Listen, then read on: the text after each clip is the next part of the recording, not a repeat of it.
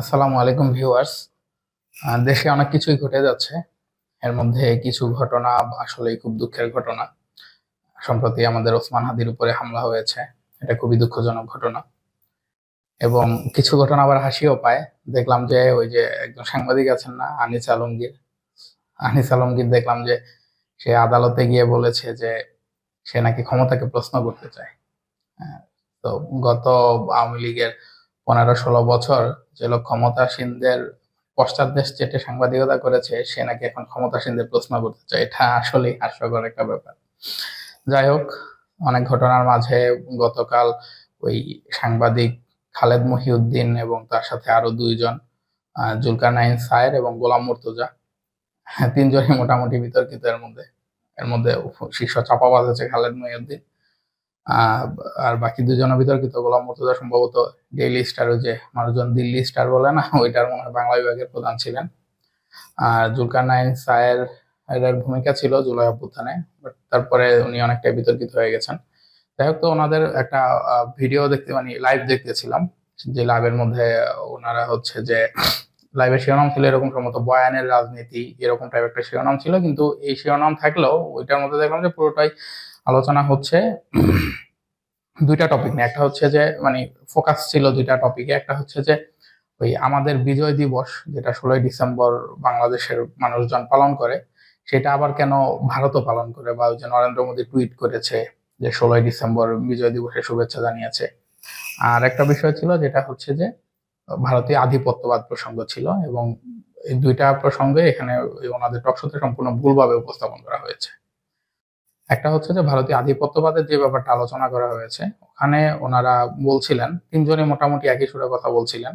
তিনজনই মোটামুটি একই লাইনের সাংবাদিক আর কি, বা একই লাইনের মানুষ। বলছিলেন যে বিগত 15-16 বছরে আওয়ামী লীগ যে সময়টা ক্ষমতায় ছিল, এই সময় ভারত বাংলাদেশের সঙ্গে যে আচরণগুলো করেছে, ওই আচরণের কারণে হচ্ছে বাংলাদেশের মানুষ ভারত বিদ্বেষী হয়েছে। এবং ওই খালেদ মহিউদ্দিন বলতেছিলেন যে আমার মধ্যেও ভারত বিদ্বেষ আছে, বা ওনাদের আরো ওই গোলাম মুর্তজা ওনারাও বলতেছিলেন যে ওনাদের মধ্যে ভারত বিদ্বেষ আছে, কারোর মধ্যে কম কারোর মধ্যে বেশি, এই জিনিসটা। তো এটা একটা টোটালি ভুল বয়ান। এবং এই বয়ানের আরো একটা পার্ট ছিল এটা আগে।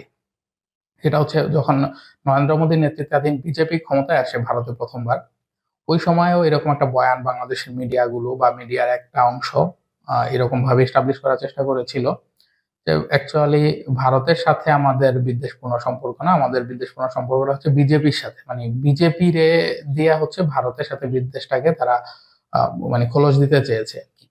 কিন্তু এই বাস্তবতা আসলে এমন না। ভারতের সাথে যে আমাদের যে সম্পর্ক এবং এই সম্পর্কের মধ্যে যে বিদ্বেষ, এইটার অনেক বড় কারণ আছে। এর মানে শত শত বছরের, হাজার বছরের হিস্ট্রিক্যাল প্রেক্ষাপট এখানে আনা যাবে। আমরা যদি এখানে দেখি যে প্রাচীন ভারতে সে সময়ের এই সমাজ ব্যবস্থা, রাষ্ট্র ব্যবস্থা, এটা টোটালি বর্ণপ্রথা নির্ভর ছিল। আপনারা জানেন যে ভারতের অনেক রকমের বর্ণ আছে, উচ্চ বর্ণ আছে, নিম্ন বর্ণ আছে। তো এই যে বর্ণপ্রথা ভিত্তিক যে সমাজ এবং রাষ্ট্র ব্যবস্থা ছিল, এই বর্ণপ্রথা ভিত্তিক সমাজ এবং রাষ্ট্র ব্যবস্থার মধ্যে নিচের দিকে যারা অবস্থান করতো, এদেরকে অস্পৃশ্য সম্প্রদায় বলা হয়তো, মানে অস্পৃশ্য, আনটাচেবল বলা হয়তো। এটা নিয়ে বি আর আম্বেদকরের একটা বই আছে, এই বইটা নিয়ে আরেকদিন আলোচনা করবো যে অস্পৃশ্য সম্প্রদায় কিভাবে তৈরি হলো, কেন তারা অস্পৃশ্য, এটা নিয়ে অন্য একদিন আলোচনা করব। তো এই শ্রেণীটার প্রতি বিদ্বেষ উচ্চ বর্ণের হিন্দু যারা, যারা শাসক শ্রেণী বা ব্রাহ্মণ হিন্দু ছিল, ব্রাহ্মণবাদী সমাজে এই শ্রেণীর প্রতি বিদ্বেষ তাদের আগে থেকেই ছিল। এবং এই শ্রেণীটা আমাদের যে এখন যে বাংলাদেশ, যেটা একসময় পূর্ববঙ্গ ছিল বা পূর্ব পাকিস্তান ছিল পরে, এখানে এই শ্রেণীটার একটা বড় উপস্থিতি ছিল। এই শ্রেণীটা আবার পরে হয়েছে কি, তারা বিভিন্নভাবে এই যে জমিদার বা ব্রাহ্মণদের যে অত্যাচার, নিপীড়ন, তাদের যে দুঃশাসন, এসবের কারণে তারা অনেকে হচ্ছে যখন ইসলাম আসছে, ইসলাম গ্রহণের সুযোগ পাইছে, ইসলামের আদর্শে তারা অনুপ্রাণিত হয়ে ইসলাম গ্রহণ করেছে। অনেকে হচ্ছে এই নিম্নবর্ণের হিন্দু থেকে আবার বৌদ্ধ ধর্ম গ্রহণ করেছে। এবং বৌদ্ধ থেকেও আবার একটা অংশ পরে ইসলামে কনভার্ট হয়ে, মানে রিভার্ট হয়েছে আর কি, যেটাকে বলে যে ইসলামে আবার ফিরে এসেছে তারা। তো এইটা এইটা হচ্ছে একদিকে তো তাদের ওই যে নিম্নবর্ণের প্রতি ওই যে একটা বিদ্বেষপূর্ণ আচরণ, এবং নিম্নবর্ণের প্রতি যেহেতু তারা দুঃশাসন করত, অপশাসন করত, নিম্নবর্ণের মানুষেরও উচ্চ বর্ণের যে এই শাসক গোষ্ঠী ছিল হিন্দু, তাদের প্রতিও হচ্ছে স্বাভাবিকভাবেই বিদ্বেষ ছিল। এবং পরে যখন এই নিম্নবর্ণের মানুষগুলো তাদের ধর্ম পরিবর্তন করেছে, বা বিশেষ করে ইসলামের দিকে তারা আকৃষ্ট হয়েছে, ইসলাম ধর্ম গ্রহণ করেছে, এইটা হচ্ছে তাদের জন্য আরো বড় বিদ্বেষের কারণ হয়ে দাঁড়ায়। যে এক তোরা নিম্নবর্ণ, আবার হচ্ছে তোরা আবার আমার ধর্ম চেঞ্জ করে আরেকটা ধর্মে গেছস। তো এইটার কারণে হচ্ছে আরো বড় বিদ্বেষ তৈরি হয়। এটা একটা ঐতিহাসিক প্রেক্ষাপট যে এখানকার এই যে ভারতের প্রতি আমাদের বিদ্বেষ কেন, এই জায়গাটা থেকে। এটা এই গত 15-16 বছর আওয়ামী লীগকে ভারত একচ্ছত্র ভাবে সমর্থন দিয়ে গেছে, তার অপকর্ম দুষ্কর্ম দুঃশাসনকে সমর্থন দিয়ে গেছে এই জন্য না। এটা তো ভারত আগেও দিয়েছিল, যখন ওই যে 71-এর পরে যখন মুজিব ক্ষমতায় আসে ওই সময় দিয়েছিল ভারত। এটা একটা বিষয় ছিল। সেকেন্ড হচ্ছে আরেকটা বিষয় ছিল হচ্ছে একটা ধর্মকেন্দ্রিক, যেটা হচ্ছে ইসলামের সাথে হিন্দু ধর্মের যে আদর্শিক এবং তাত্ত্বিক যেই পার্থক্যগুলো আছে। এটা হচ্ছে ইসলাম যেহেতু সম্পূর্ণরূপেই একটা তাওহীদ ভিত্তিক ধর্ম, যে হচ্ছে শিরকের কোনো স্থান ইসলামে নাই, কোনো কোনো ধরনের শিরকের স্থান ইসলামে নাই। কিন্তু অন্যদিকে হিন্দু ধর্ম হচ্ছে টোটালি একটা আলাদা আদর্শ ভিত্তিক ধর্ম, যেখানে হচ্ছে যে ইসলাম যে জিনিসগুলোকে একদমই মানে কুফর বলেছে বা হারাম বলেছে, মূর্তি পূজার থেকে শুরু করে যে জিনিসগুলো, এগুলো আবার হিন্দু ধর্মে অনেক আছে। তো এই জায়গাটা একটা ধর্মীয় আদর্শিক দ্বন্দ্ব। এটাও প্রাগৈতিহাসিক কাল বলবো না, ইসলাম যখন আমাদের এই উপমহাদেশে হচ্ছে আসছে সেই সময় থেকে এটা নিয়েও একটা দ্বন্দ্ব বা বিদ্বেষের আহ ছিল, মানে বিদ্বেষ তৈরি হয়েছিল। এর বাইরে আরো একটা এই এই জায়গাটা থেকেই আরো একটা রাজনৈতিক প্রেক্ষাপট আলোচনা করা যায়। সেটা হচ্ছে যে ধর্মীয় ভারত হচ্ছে অনেক বড় একটা দেশ বা বড় একটা রাষ্ট্র, যেখানে অনেকগুলো রাজ্য আছে, যেখানে অনেকগুলো সংস্কৃতি আছে, এবং সবাই হিন্দু ধর্মের অনুসারী হইলেও আবার হিন্দু ধর্মের মধ্যেও বিভিন্ন রকমের হচ্ছে শ্রেণী ভেদ আছে আর কি। কিন্তু ওভারঅল এই ভারতকে যে ঐক্যবদ্ধ রাখা, এই যে আলাদা জাতি ধর্ম আলাদা ভাষা এই সব ধরনের যে বিভিন্ন ধরনের যে মানুষ, ভারতের বিভিন্ন ধরনের যে সংস্কৃতি, এগুলোকে ঐক্যবদ্ধ রেখেছে ওই একটা ধর্ম, সেটা হচ্ছে হিন্দু ধর্ম। এবং এই হিন্দু ধর্ম আছে বলে ভারত হচ্ছে একটা রাষ্ট্র হিসাবে এখন মধ্যে ইউনিফাইড আছে। এর বাইরে আর কোনো কারণ নেই ভারত রাষ্ট্র ইউনিফাইড থাকার। হিন্দু ধর্মের উপর ভিত্তি করে যদি না থাকতো ভারত, তাহলে হচ্ছে যে ভারত অনেক আগে অনেকগুলো রাজ্যে আলাদা আলাদা রাষ্ট্রে ভাগ হয়ে যেত। তো সেই ক্ষেত্রে ভারত সেই দিক থেকে চিন্তা করলে মানে ভারতের ভিত্তিটা হচ্ছে পিওরলি একটা ধর্মভিত্তিক ভিত্তি আর কি, ধর্মভিত্তিক রাষ্ট্র বলা যায়।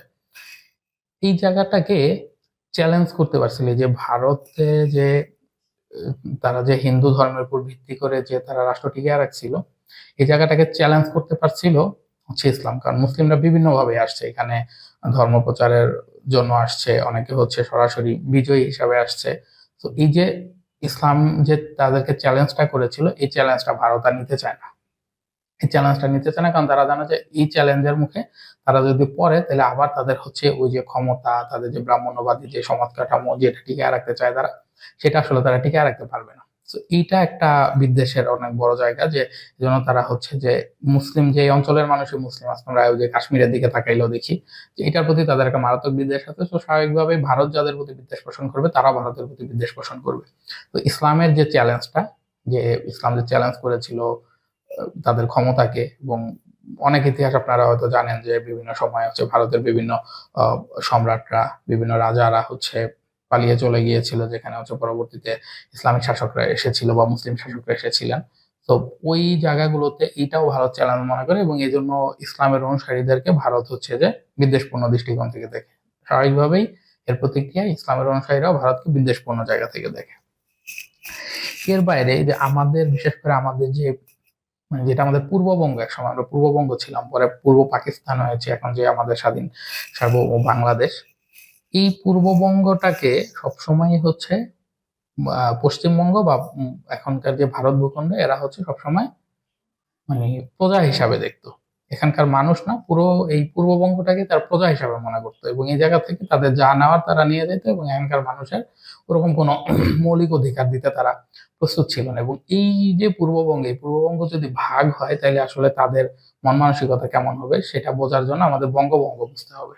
1905 সালে যখন বঙ্গভঙ্গ হয়, আমরা তখন দেখি যে পুরো পশ্চিমবঙ্গের জমিদার এলিট শ্রেণী বা পলিটিক্যাল এলিটরা সবাই একজোট হয়ে হচ্ছে আদা জল খেয়ে নামছিল যে যে কোনো ভাবেই হোক এই বঙ্গভঙ্গ হইতে দেওয়া যাবে না, এটাকে আমাদের দিনে রাখতে হবে এবং আমাদের প্রজা বানায় রাখতে হবে। তো এই বঙ্গ এই যে পূর্ববঙ্গকে যে প্রজা মনে করা এবং বঙ্গভঙ্গের সেই প্রতিক্রিয়া থেকে আমরা যে দেখি যে এটাকে আসলে তারা সবসময় তাদের প্রজা হিসাবে বানায় রাখতে চায়, এটা তাদের থেকে বিচ্ছেদ হয়ে যাবে, আলাদা হয়ে যাবে, এটা তারা মানতেই পারে না। যদিও 47-এ তাদেরকে এই বাস্তবতা মেনে নিতে হয়েছে। সো এটা একটা বিদ্বেষের কারণ। আরেকটা হচ্ছে যে পাকিস্তান রাষ্ট্র, যেটা দ্বিজাতি তত্ত্বের ভিত্তিতে হয়েছিল। এই পাকিস্তান রাষ্ট্রের যে দ্বিজাতি তত্ত্বের ধারণা, এই ধারণাকে ভারত কখনো গ্রহণ করে নাই। ইনফ্যাক্ট পাকিস্তান রাষ্ট্রকে ভারত মনস্তাত্ত্বিক ভাবে এখনো স্বীকৃতি দেয় না। ঠিক আছে, এবং আরো একটা ব্যাপার হচ্ছে যে এক তো পূর্ববঙ্গকে তারা কখনোই আলাদাই হইতে দিতে চায় নাই, সেই জায়গায় পূর্ববঙ্গ আলাদা হয়ে আবার একটা আলাদা রাষ্ট্র গঠন করছে, এবং এমন একটা রাষ্ট্র হয়েছে সেটা সেটা ভারতের, যেটা ভারতের জন্য মারাত্মক রকমের নিরাপত্তা ঝুঁকির কারণ হয়ে দাঁড়াইছিল। হম তো এই প্রেক্ষাপট গুলাই হচ্ছে এই যে ভারত বিদ্বেষের জন্য ইম্পর্টেন্ট। এটা এমন না যে বিজেপি ক্ষমতায় আসার কারণে, অথবা হচ্ছে এখন হচ্ছে ওই কি বলে যে আওয়ামী লীগকে তারা যে বিগত 15-16 বছর নিরঙ্কুশ সমর্থন দিচ্ছে তাদের দুঃশাসনে, শুধু এই জন্যই যে এই অঞ্চলের মানুষ ভারত বিদ্বেষী তা না, এর একটা ঐতিহাসিক প্রেক্ষাপট বা সিলসিলা আছে। সেইটাকে যদি আমরা অস্বীকার করি, তাহলে ভারতের সাথে আমাদের সম্পর্কটা কেমন হবে, বা সামনের দিন আমাদের কেমন হওয়া উচিত, অথবা ভারতের ব্যাপারে আমাদের মন মানসিকতা কেমন হওয়া উচিত, এটাকে আমরা ডিফাইন করতে পারবো না। সেকেন্ড হচ্ছে আরেকটা টপিক যেটা নিয়ে আলোচনা হচ্ছিল, সেটা হচ্ছে বিজয় দিবস। যে আমাদের 16ই ডিসেম্বরে ভারত কেন বিজয় দিবস উদযাপন করে, ভারত কেন বিজয় দিবস পালন করে, এইটা নিয়ে কথা হচ্ছিল। ভারত অ্যাকচুয়ালি বিজয় দিবস পালন করে যে জন্য, সেটা হচ্ছে যে পাকিস্তান থেকে আমরা যে স্বাধীনতা, যেটাকে আমরা বলি যে আমরা স্বাধীন হয়েছে পাকিস্তান থেকে, বা পাকিস্তানের ভাঙন, যেটা পাকিস্তান থেকে যে আমরা বিচ্ছিন্ন হয়েছে, আলাদা হয়ে গেছি, এই জায়গাটায় ওই সময়টায় 71 সালে এই আমাদের এই অঞ্চল ছাড়াও, মানে আমাদের আজকের বাংলাদেশ ভূখণ্ড ছাড়াও আরো 2টা ভূখণ্ডে পাকিস্তানের সাথে ভারতের যুদ্ধ হয়েছে। এবং যখন 71-এর 16ই ডিসেম্বরের মধ্যে পাকিস্তানের পতন হলো, 3টা ফ্রন্টে মূলত পাকিস্তান পরাজয় বরণ করেছে। এবং আমাদের এই এই বাংলাদেশ ভূখণ্ডে, মানে তৎকালীন পূর্ব পাকিস্তান ভূখণ্ডে ভারতের সেনাবাহিনী ঢুকেছিল 16ই ডিসেম্বরের সম্ভবত 13 দিন আগে। 13 দিন তারা যুদ্ধ করেছে। এখন 13 দিন যুদ্ধ করে তারা যদি বিজয় লাভ করে, সেটা তাদের বিজয় হইতে পারে, কিন্তু ভারত মূলত এই জন্য বিজয় দিবস পালন করে না যে তারা পাকিস্তানের সাথে যুদ্ধ করে জিতছে। হ্যাঁ, তারা পাকিস্তানের যুদ্ধ করে জিতছে বলে, কারণ ভারতের সাথে পাকিস্তানের আরো যুদ্ধ হয়েছে, ভারত চাইলে সেই সমস্ত যুদ্ধকেও ভারত নিজেদের বিজয়, তারা বিজয় হয়েছে বলে দাবি করে, সেজন্য সে বিজয় দিবস পালন করতে পারে। কিন্তু 71-এর এই 16ই ডিসেম্বরের বিজয়টা তাদের জন্য আসলেই বিজয়। সেই বিজয়টা কেমন বিজয়? প্রথম কথা হচ্ছে এটা তাদের বয়ানের বিজয় হয়েছে। তারা যে ন্যারেটিভ প্রতিষ্ঠা করেছিল যে দ্বিজাতি তত্ত্ব ভুল, দ্বিজাতি তত্ত্বের ভিত্তিতে যে পাকিস্তান রাষ্ট্র হয়েছে এটা ভুল, মুসলমানদের জন্য যে আলাদা রাষ্ট্র হয়েছে, হ্যাঁ, মানে ধর্মীয় পরিচয়ের উপর ভিত্তি করে যে জাতীয়তা বা আলাদা রাষ্ট্র হয়েছে, এই জিনিসটা ভুল। এটা ওনারা চাইছে যে 71-এর যে 16ই ডিসেম্বরের যে বিজয় দিবস, সেইটার মধ্য দিয়ে তারা এস্টাবলিশ করতে পারবে, এটা তাদের ওই সময় ধারণা ছিল। এবং সেটা তারা সর্বোচ্চ পরিমাণে চেষ্টা করেছে এবং করে যাচ্ছে। যে এটা ভুল ছিল, এটা আমরা আগে প্রচুর দেখতাম, এখন একটু কম লেখালেখি হয় যেটা নিয়ে। আগে প্রচুর পত্রপত্রিকা দেখতাম, বাংলাদেশের পত্রপত্রিকা গুলাতে লেখালেখি হইতো যে 71-এর 16ই ডিসেম্বরের মধ্য দিয়ে দ্বিজাতি তত্ত্ব ভুল প্রমাণিত হয়েছে। তো এটা তাদের বয়ানের বিজয়। সেকেন্ড হচ্ছে যে ওই যে তারা যে মনস্তাত্ত্বিক ভাবে পাকিস্তানকে রাষ্ট্র হিসেবে মানতে পারে না, ওই জায়গায় তাদের বিজয় হয়েছে। যে পাকিস্তানকে যে আমরা মানতে পারি না এই মনস্তাত্ত্বিক ভাবে, এটা ঠিকই আছে, এই যে দেখো পাকিস্তান টিকতে পারেনি। থার্ড হচ্ছে এই যে পাকিস্তান রাষ্ট্র তাদের জন্য যে পরিমাণ নিরাপত্তা ঝুঁকি তৈরি করেছে, এই নিরাপত্তা ঝুঁকি থেকে তারা অনেকটাই রেহাই পেয়েছে এই 71-এর 16ই ডিসেম্বরের মধ্য দিয়ে। কারণ হচ্ছে যে এক সময় ছিল যে তার দুই দিকে পাকিস্তান, এখন ধরেন এখন তো পাকিস্তান পারমাণবিক শক্তির মালিক। তো এখন যদি এমন হইতো যে এইটা পাকিস্তানই থাকতো, এবং হচ্ছে যে এই এই আমাদের যে এখন বাংলাদেশ ভূখণ্ডে পূর্ব পাকিস্তান, এখানেও কয়েকটা পারমাণবিক বোমা থাকতো বা ক্ষেপণাস্ত্র থাকতো, যেটা হচ্ছে পারমাণবিক বোমা বহন করতে পারে, তাহলে সেটা ভারতের জন্য অনেক বেশি নিরাপত্তা ঝুঁকি ছিল। শুধু এটাই না, এখানে পাকিস্তান থাকলে ভারতের 7 সিস্টার্স বা 7টা অঙ্গরাজ্য, এই রাজ্যগুলাও স্বাধীন হওয়ার পটেনশিয়াল অনেক বেড়ে যেত। তো এই নিরাপত্তা ঝুঁকিও গেছে। এবং আরেকটা বিষয় হচ্ছে এখানে তাদের বিজয় দিবস পালন করে, সেটা হচ্ছে তারা মনে করেছিল 1971 সালের 16ই ডিসেম্বরের মধ্যে দিয়ে পূর্ববঙ্গকে তারা আবার ফিরে পেতে যাচ্ছে। ওই যে 1905 সালে বঙ্গভঙ্গ হওয়ার পরে পূর্ববঙ্গ আলাদা হওয়ার যে বিষয়টা তারা মানতে পারেনি, যদিও এটা 1947 সালে হয়েছে। এবং সেই যে তাদের মধ্যে ওই যে আক্ষেপ, ওই যে তাদের মধ্যে হচ্ছে এটা যে হতাশা, এবং এটাকে মানে হারানোর যে পরাজিত মানসিকতা বা পরাজয়মূলক মানসিকতা, সেই মানসিকতা থেকে তারা ভাবছে যে অন্তত এখন তারা আস্তে আস্তে পূর্ববঙ্গকে তারা ফিরে পাবে। যদি বাংলাদেশ স্বাধীন সার্বভৌম আলাদা রাষ্ট্র হয়, এখানে তার সাংস্কৃতিক জমিদারি থাকবে, এখানে তার অর্থনৈতিক আধিপত্য থাকবে, হ্যাঁ, এবং সে সময় সময় এখানকার শাসক ইচ্ছা মতো পরিবর্তন করতে পারবে, এটা আমরা দেখেছি। তার আধিপত্য সে ইচ্ছা মতো চালাইতে পারবে। তো ওই যে প্রজা হিসেবে যে পূর্ববঙ্গকে তার যে মানসিকতা, পূর্ববঙ্গকে যে মানসিকতা নিয়ে সে দেখে, প্রজা মানসিকতা, ওই জায়গাটাও সে বিজয় হয়েছে। তো এইসব কারণেই আসলে ভারত হচ্ছে এই 16ই ডিসেম্বর বিজয় দিবস পালন করে। তো এটা ভারতের ন্যারেটিভ বা ভারতের জায়গা থেকে ভারত ঠিকঠাক মতোই করে অ্যাকচুয়ালি, যে 16ই ডিসেম্বর আসলে ওই জায়গাগুলোতে তারা চেয়েছিল যে তাদের যে বিজয়টা, ওইটার একটা মানে ফিজিক্যাল একটা অর্জন তারা করতে পেরেছিল। সো এজন্য ভারত দেখবেন যে ওই স্বাধীন সার্বভৌম বাংলাদেশ কখনো মানতে চায় না। হুম, ভারত চায় যে স্বাধীন সার্বভৌম বাংলাদেশ যদি তারা মানতে যায়, তাহলে স্বাধীন সার্বভৌম বাংলাদেশ ওই 47 যে প্রেক্ষাপটটা, যে প্রেক্ষাপটে বাংলাদেশ ভারতের সাথে না গিয়ে আজকে বাংলাদেশ আলাদা একটা রাষ্ট্র হয়েছে, মানে পাকিস্তানের সাথে গিয়েছিল। যদিও পাকিস্তান টিকে নাই সেটা ভিন্ন ব্যাপার, কিন্তু ওই ওই জায়গাটায় তারা যাইতে চায় না। তারা চায় হচ্ছে এমন একটা বাংলাদেশ যেটা হচ্ছে পূর্ববঙ্গ, যেটাকে হচ্ছে তারা প্রজা হিসাবে সবসময় মনে করতে চায়। হ্যাঁ, এই প্রসঙ্গে আমি শেষ করি, সেটা হচ্ছে যে ইবনে গোলাম সামাদের নৃবিজ্ঞানী বা নৃতত্ত্ববিদ, আপনারা অনেকে হয়তো চিনবেন। ইবনে গোলাম সামাদের একটা লেখা পড়ছিলাম অনেক আগে। 1976 সালের দিকে উনি একবার কলকাতা গিয়েছিলেন। হ্যাঁ, এবং ওই সময় উনি দেখতেন যে কলকাতায় অনেক মানুষ ইন্দিরা গান্ধীকে গালিগালাজ দেয়। এই কলকাতার মানুষ একসময় হচ্ছে ইন্দিরা গান্ধীকে সেলিব্রেট করতো, কারণ সে হচ্ছে পাকিস্তানকে 2 ভাগ করে দিতে পেরেছে। এবং ওই সময় তাদের মন মানসিকতা ছিল যে তারা তাদের পূর্ববঙ্গকে আবার ফিরে পেয়েছে, এরকম একটা মন মানসিকতা ছিল। কিন্তু পরবর্তীতে ওই যখন 76 সালে যখন হচ্ছে যে এখানকার আওয়ামী শাসনের, দুঃশাসনের পতন হয়েছে এবং ভারতীয় আধিপত্যবাদও মোটামুটি নির্মূল করার পর্যায়ে চলে গিয়েছিল, সেই সেই সময়টায় তারা ইন্দিরা গান্ধীকে গালিগালাজ করতে, এটা বলে যে ইন্দিরা এক পাকিস্তান ভেঙে 2 পাকিস্তান করছে। তা এটাও তাদের জন্য নিরাপত্তা ঝুঁকি। তো এই নিরাপত্তা ঝুঁকিতে তারা থাকতে চায় না। তারা থাকতে চায় সবসময় পূর্ববঙ্গকে তাদের নিজেদের প্রজা হিসেবে মনে করতে চায়, এবং সেই মনে করা জায়গা থেকেই তারা বিজয় দিবস পালন করে।